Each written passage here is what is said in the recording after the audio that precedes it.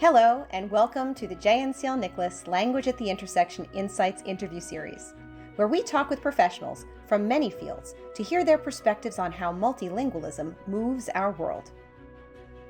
The Joint National Committee for Languages and the National Council for Language and International Studies proudly presents this series with generous sponsorship support from Vista Higher Learning.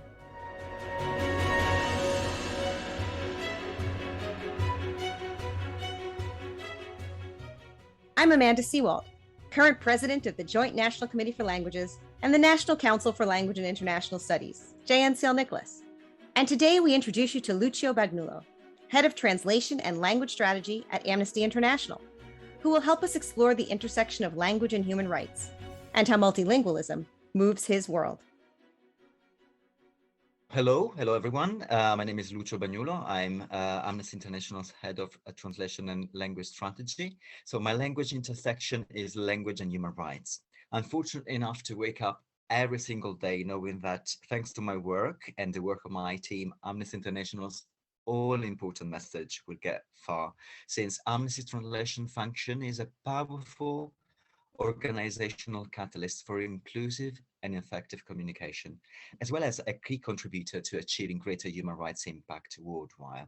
So the veiled, yet strategic role of translation contributes to challenging human rights abuses, bringing hope to their victims, and empowering human rights holders in their own language in the whole world.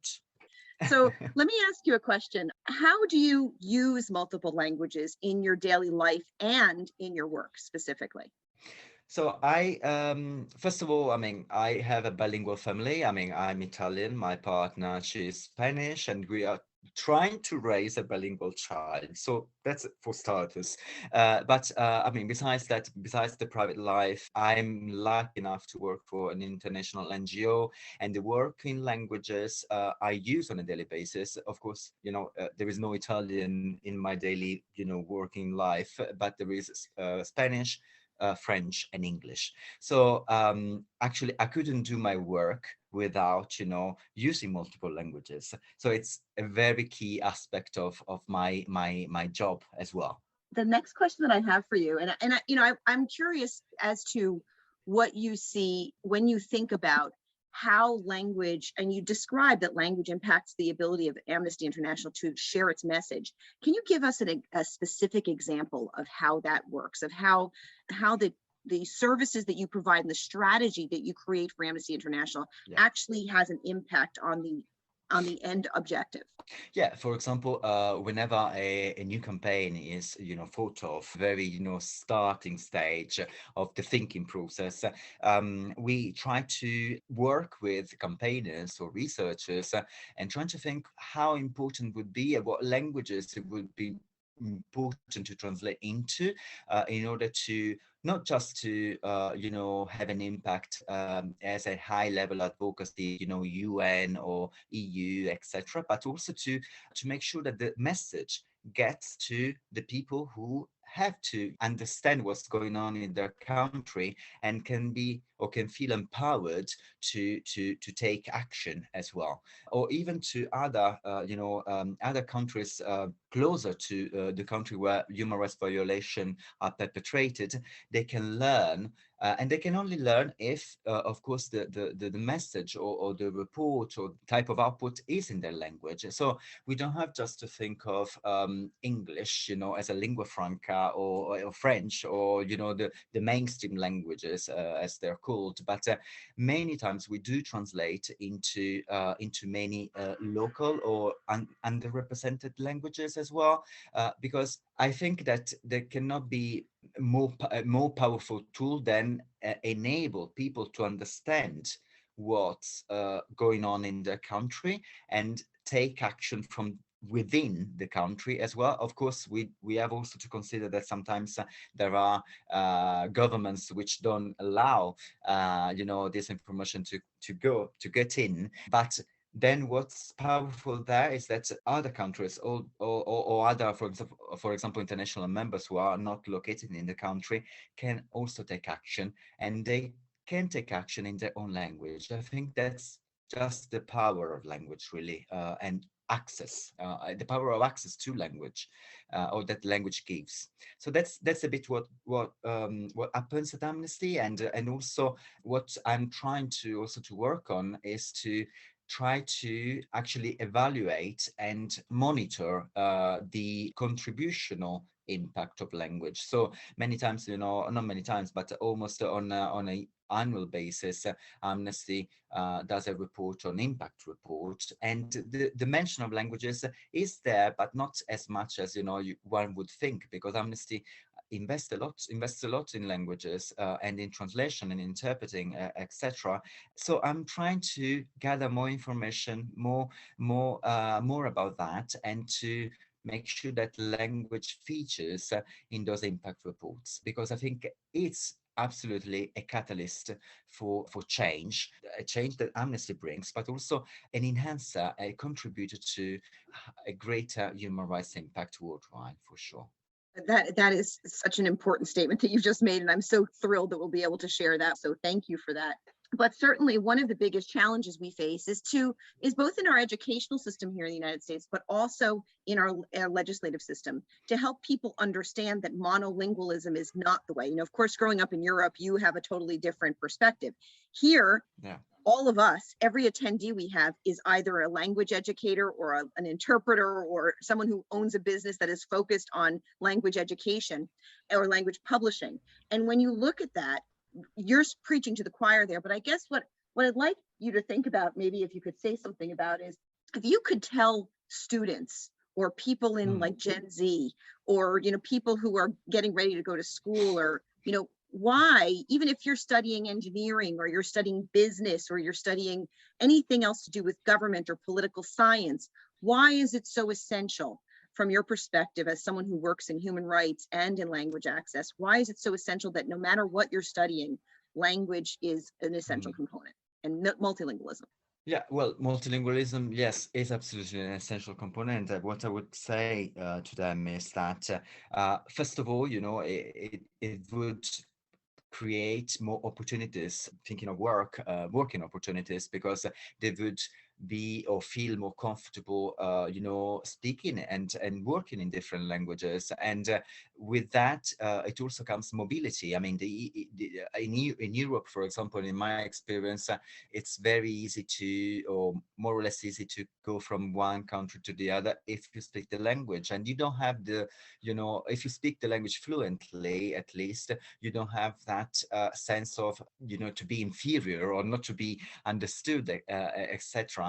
And something I would also tell them is that I think we have to stop, or everyone needs to stop considering multilingualism as a threat, for example, to national identity, or a barrier to inclusion, as it's just the opposite to me, because what is actually a threat to national identity or a barrier to inclusion is a lingua franca, for example, because many times a lingua franca is the result of colonialism or an imperialist past, and if you don't master the lingua franca very well, that's not, it's not an equalizer after all. So I would recommend them to learn one or even two languages, and to spend time in the country or with the community speaking that language, because it's the only way really to master the language and to understand and to develop that sensitivity, which is many times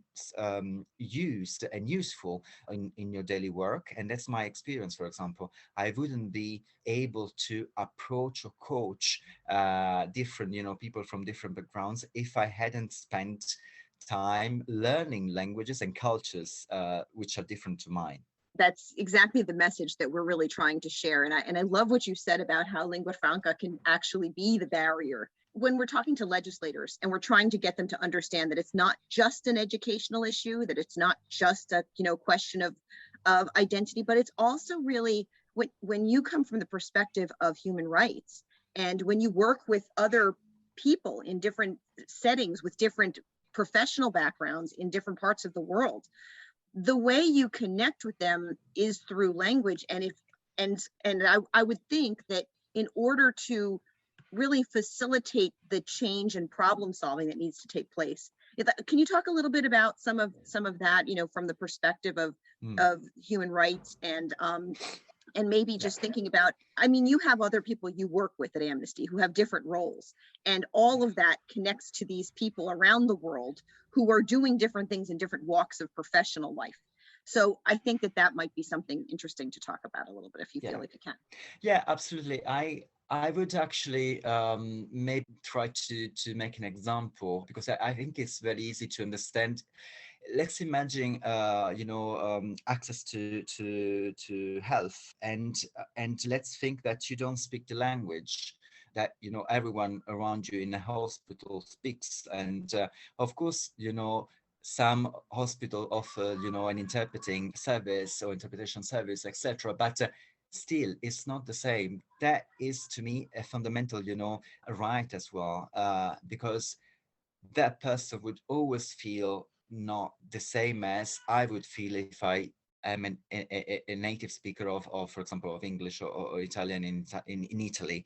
Because I think it's very important to understand that multilingualism and the importance of investing in multilingualism is at the core also of our economy. So it shouldn't be, I think, be seen as a cost, which many times so often is seen as a cost, but actually as a possibility to actually foster our economy, because it would also create more skilled and open-minded and welcoming society, which is created with a basis founded on human rights, or rights of the people, who work with us, who live with us, etc.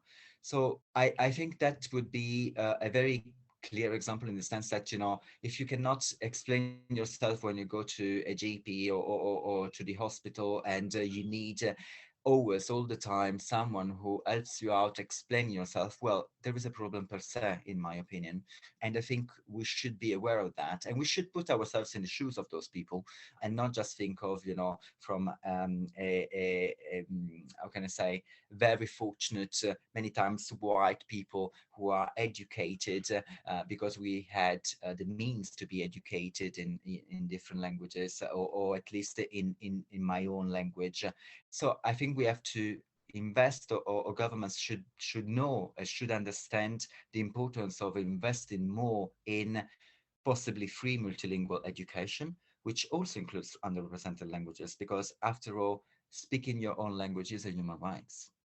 Thank you so much. I want to just ask you, I mean, you've done so many things, and I'm thinking about, the Think Global Awards and some of the different things that it seems like you've been involved with. So your perspective on global issues, in addition to the idea of language access, which I think is a part of the issue of, of like sustainable development, and all of those pieces are so, I work a lot with sustainable development goals in my educational work. And so when I think about some of the things that you've done here and how you're connecting language to these, I think it's so important. And I wondered if you want to say anything about that, about the connections that you've seen through Think Global and through some of the other work that you've done, even, with regard to technology and real issues in the world. I just want to know if you want to say anything else about that, because you're saying so many very important things, and I want to give you a chance to talk about your work and the things you've done. Yeah, thank you. Well, what I always say is that, we have to move away from our northern Western mindset, and think of applying languages in the way, or to meet the needs of our side of the world, or our corners of the world. Because many times, for example, what I face also in my daily job really is, colleagues who don't even think of, that a certain use of language, or a certain use of a technology associated to language, would not work, for example, in a remote village, for a remote village of Africa, or in Asia, etc.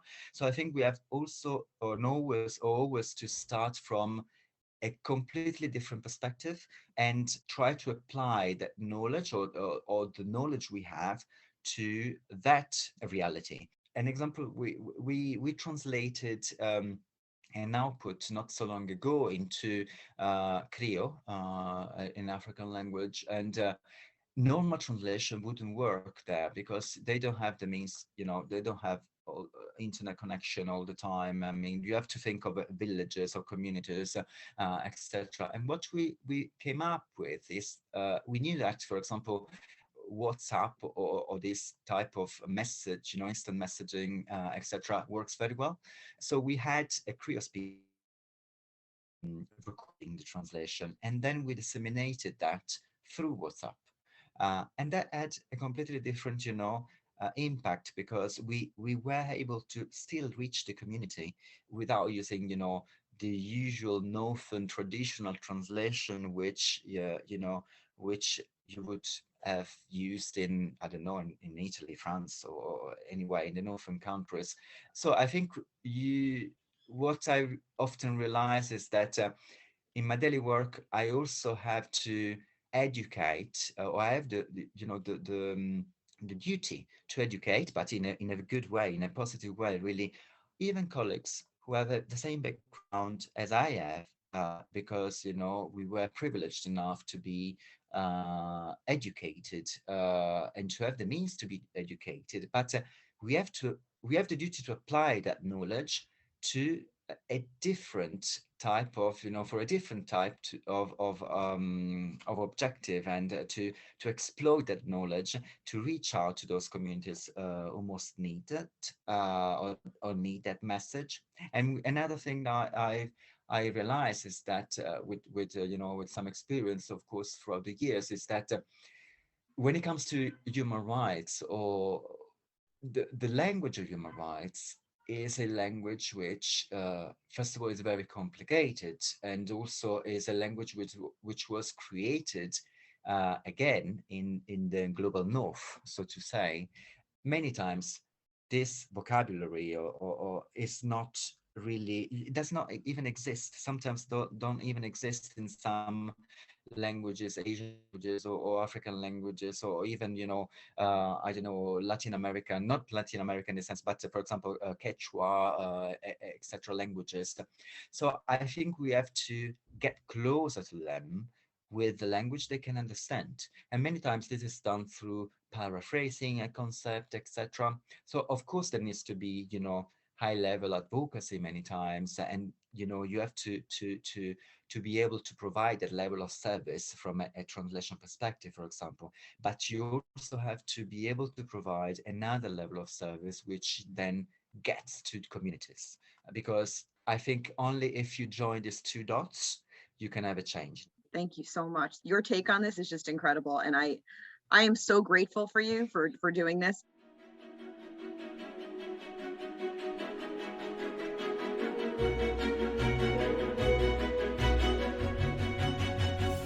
That concludes today's featured story from our Language at the Intersection Insights interview series. For more information about the advocacy work of the Joint National Committee for Languages and National Council for Languages and International Studies, please visit www.languagepolicy.org. To learn more about this interview series, hear stories from other professionals, and explore how language moves our world, visit www.languagepolicy.org/language at the intersection. Thank you to our interviewees for sharing their stories. Thank you to our series sponsors, Vista Higher Learning, and thank you all for listening.